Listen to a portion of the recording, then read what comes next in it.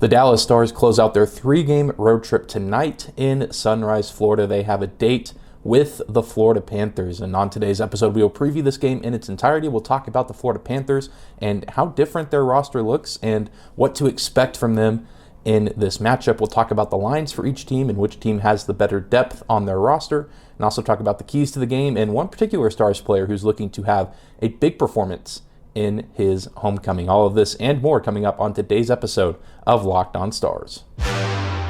You're Locked On Stars, your daily podcast on the Dallas Stars. Part of the Locked On Podcast Network, your team every day.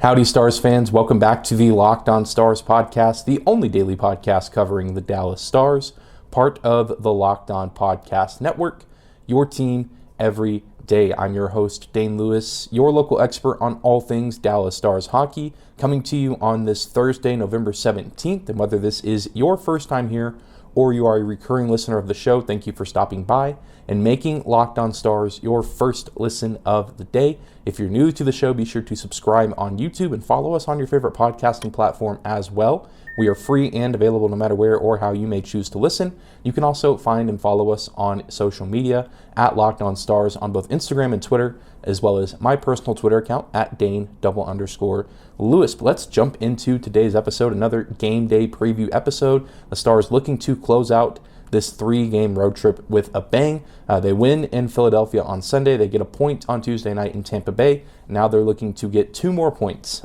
in Sunrise, Florida against last year's President's Trophy winners, the Florida Panthers. And this is a team, the Panthers, that are kind of out for blood this season after an embarrassing playoff exit last year at the hands of their rivals, the Tampa Bay Lightning, a series that the Lightning just absolutely dominated from the get-go. And, you know, this Panthers team, I think, is going to go back to the playoffs this year, although they are maybe reeling just a little bit similar to Tampa Bay. Their record and their points maybe not indicative of how good they truly are, and seems like they're still kind of finding their footing here, and just past the first month of the season. The Panthers come into this game with a 9-6-1 record. That's 19 points, places them at third in the Atlantic Division. And this team returns a plethora of talent that they had last season, mixed in with a few new faces, and one new face in particular worth taking note of. After one of the biggest trades of the summer across the entire league, the Panthers sent Jonathan Huberdeau and defenseman MacKenzie Weegar to the Calgary Flames in exchange for forward Matthew Tkachuk. Tkachuk, only 24 years old, one of the best young players in this league, had 42 goals last season, 62 assists, 104 points in total in 82 games played in the regular season. And then he, of course, chipped in 10 points in 12 playoff games for the Flames last year as well.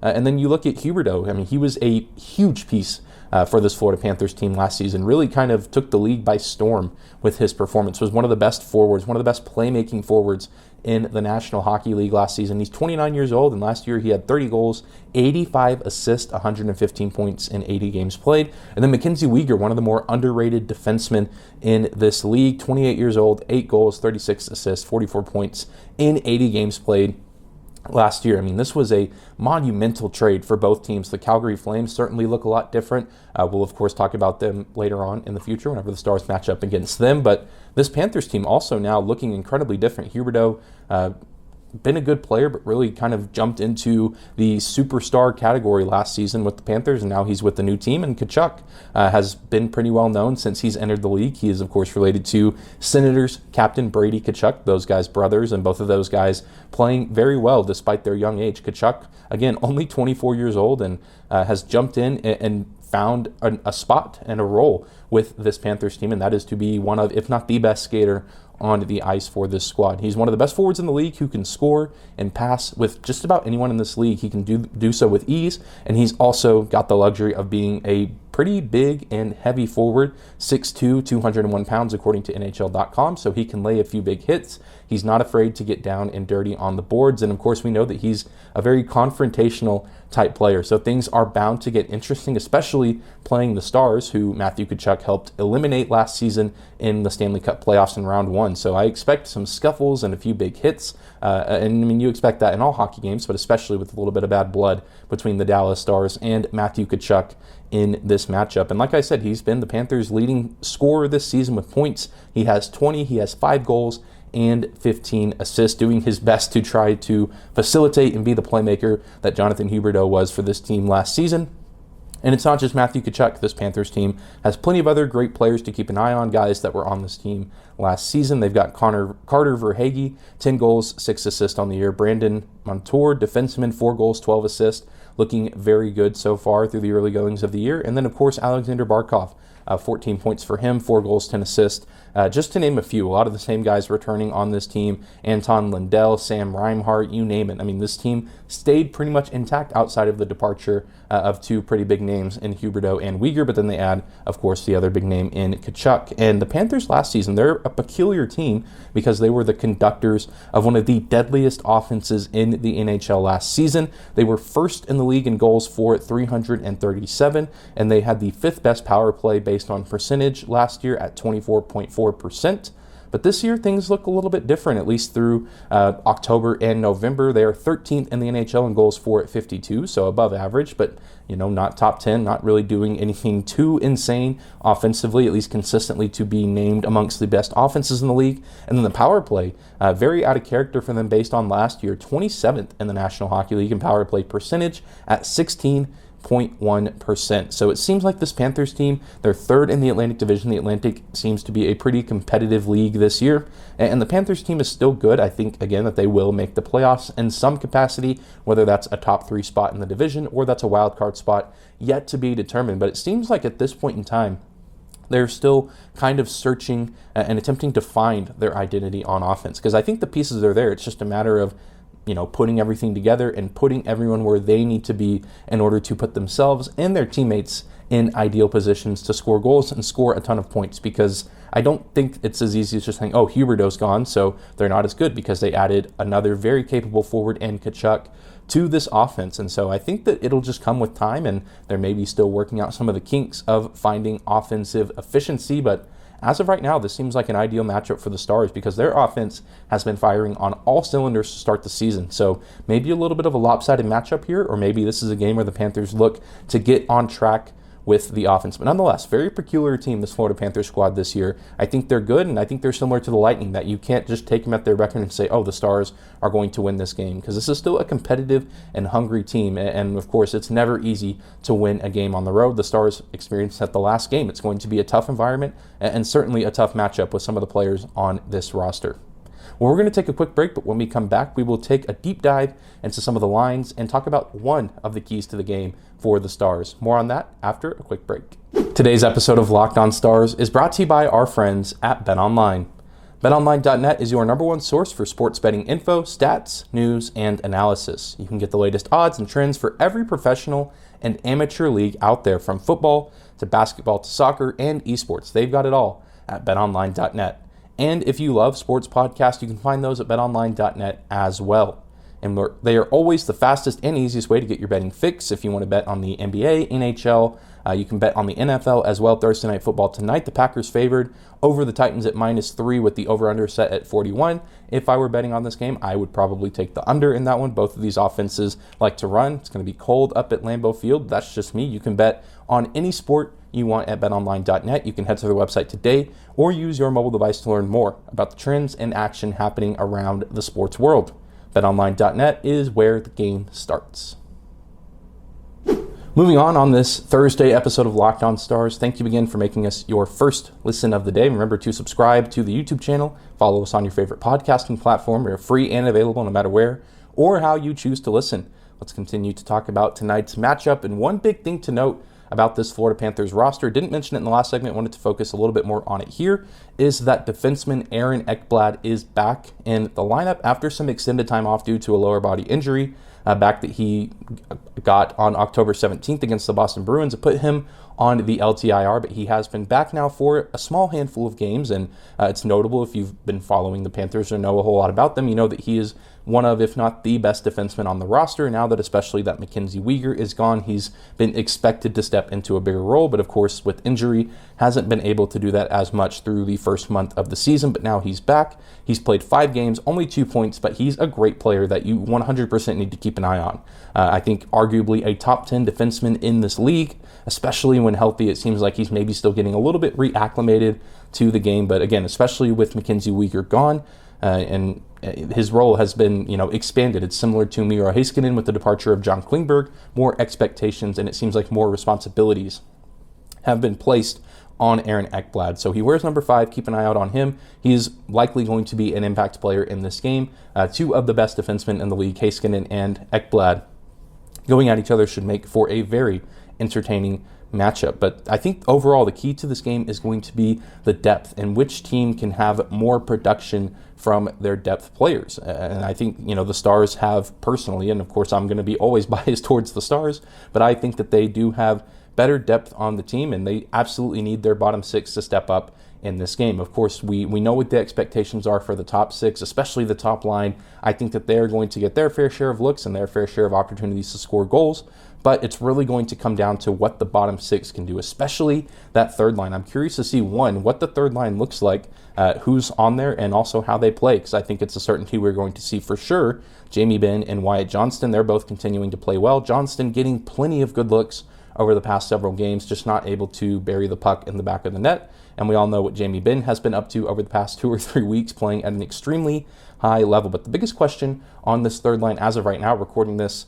on Wednesday afternoon, before the game, is Ty Dellandrea, who hopefully will play in this game. Last I heard, he was getting some x-rays done after taking a brutal puck to the body, a blocked shot from Steven Stamkos on Tuesday night.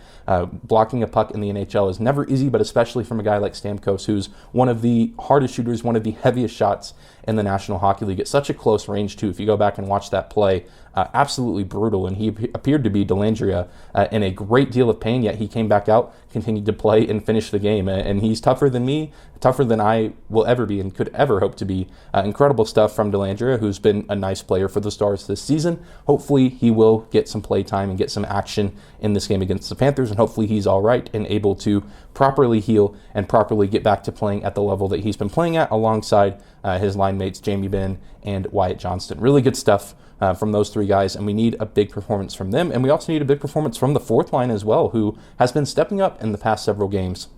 And we need to see them do what they do best as well. I mean, that's a line that can check heavy, they can win faceoffs, they can win battles along the boards, and apparently they can also score goals, and shorthanded goals at that. We've seen Luke Glendening and Radek Faksa score shorthanded goals in back-to-back games on this road trip. And then, of course, we all know that Yoel Kiviranta is so far having the best season of his career through mid-October up until now. So I think we can expect some big things from those guys as well. And if you mix in some good production and some good solid looks with good production from the top line and from Mason Marchment and Tyler Seguin, we'll talk about Marchment a little bit later on, I think that the expectation is the Stars can put themselves in a chance to win this game.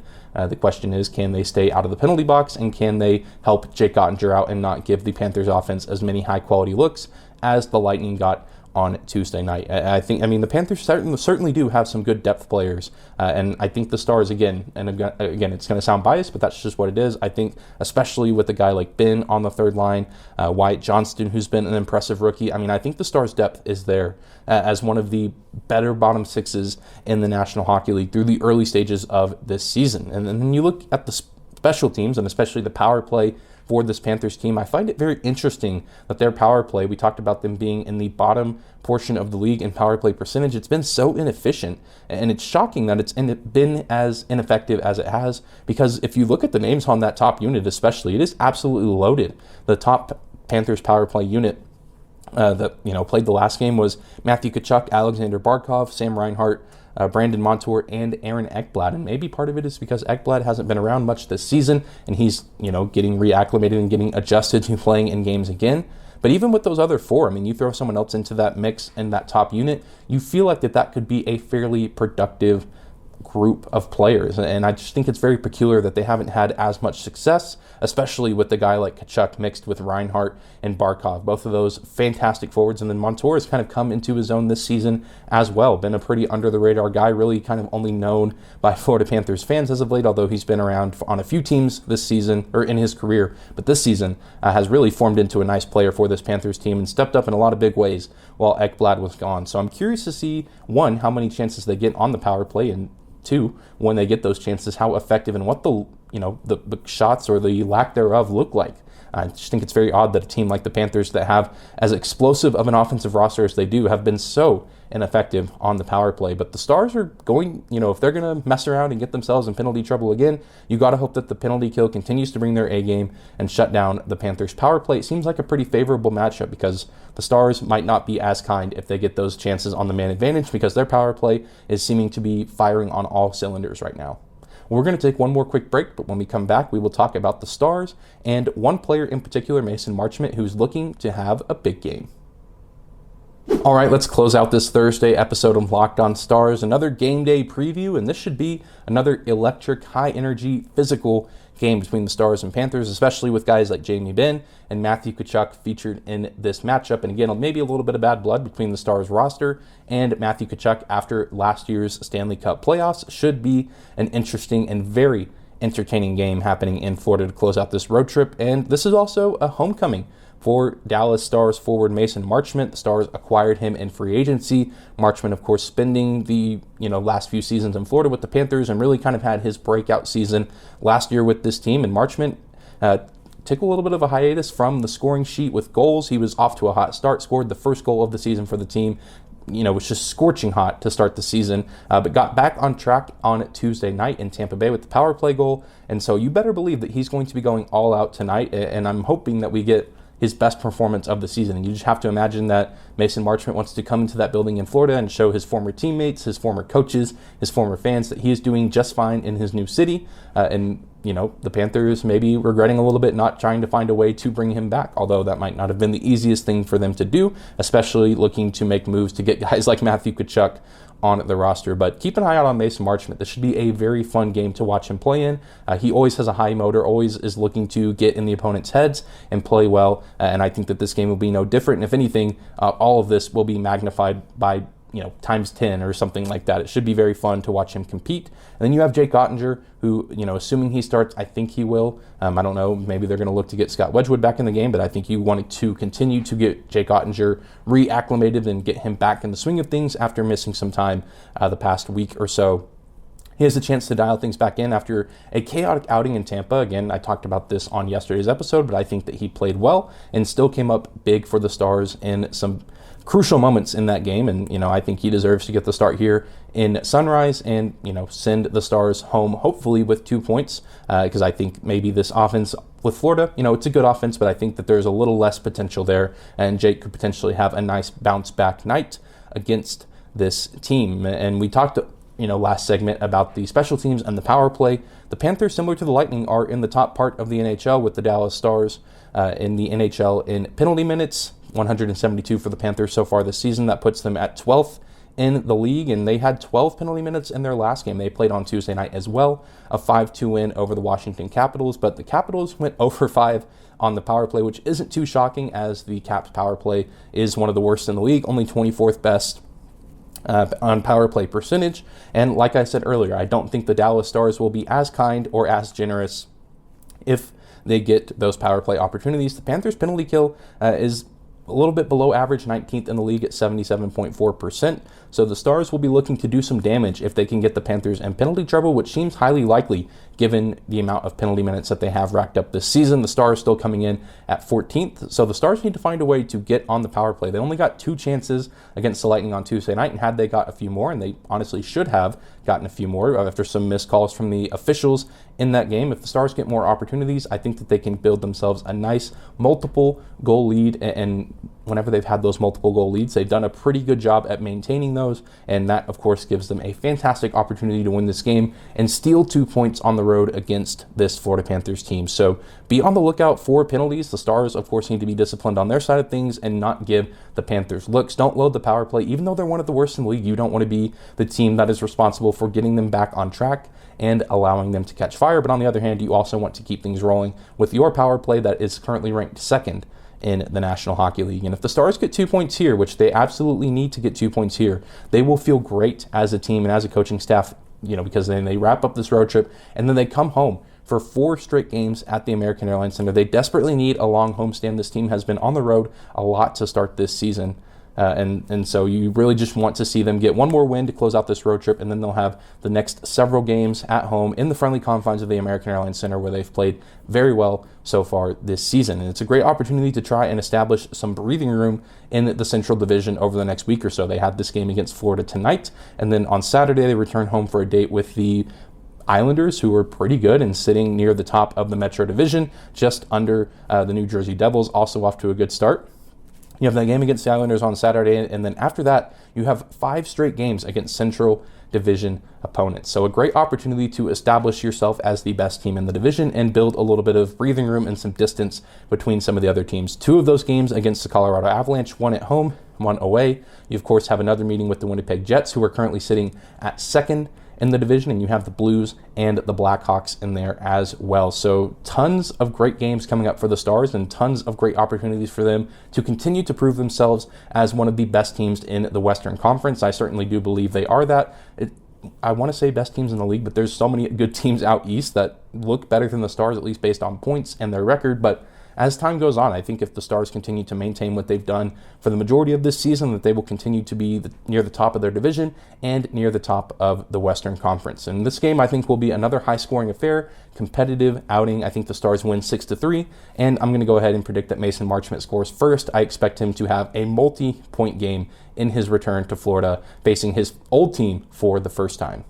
But that's going to do it for today's episode of Locked On Stars. Thank you so much again for tuning in and making us your first listen of the day. Remember to hit that subscribe button if you're watching on YouTube, and the follow button on your favorite podcasting platform. We are free and available no matter where or how you may choose to listen. You can also find us on social media at Locked On Stars on both Instagram and Twitter, as well as my personal Twitter account at Dane_Lewis. And be sure to tune in tomorrow, the last episode of the week, as we will be recapping and reacting to whatever goes down in this game against the Panthers. Hopefully we'll be talking about a Dallas Stars win, and we'll be riding some momentum into the upcoming 4-game homestand. But I hope you guys have a great Thursday. Enjoy the game, and we'll see you back here tomorrow.